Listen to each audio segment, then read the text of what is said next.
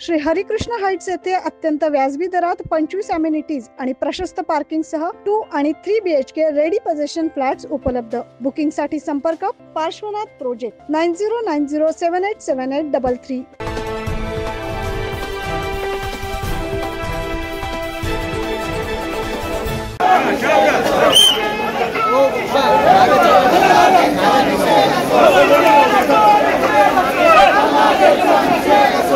कार्यकर्त्यांनी भर पावसामध्ये केले ठिय्या आंदोलन।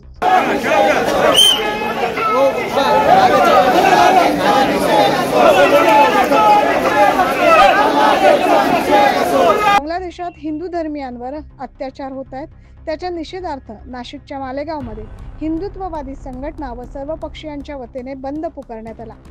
या बंदला उत्स्फूर्त प्रतिसाद देखील मिळाला आहे।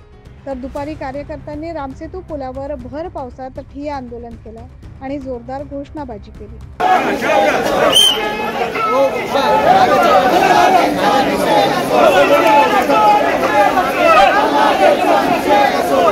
दुपारी निघालेल्या मोठ्या संख्येने हिंदुत्ववादी संघटनेचे कार्यकर्ते या मोर्चात सहभागी झाले।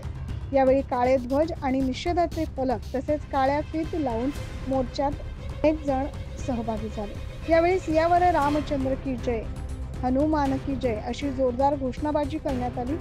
बंद आणि मोर्चाच्या पार्श्वभूमीवर मालेगाव शहर पोलिसांकडून मोठ्या प्रमाणावर पोलीस बंदोबस्त तैनात करण्यात आला।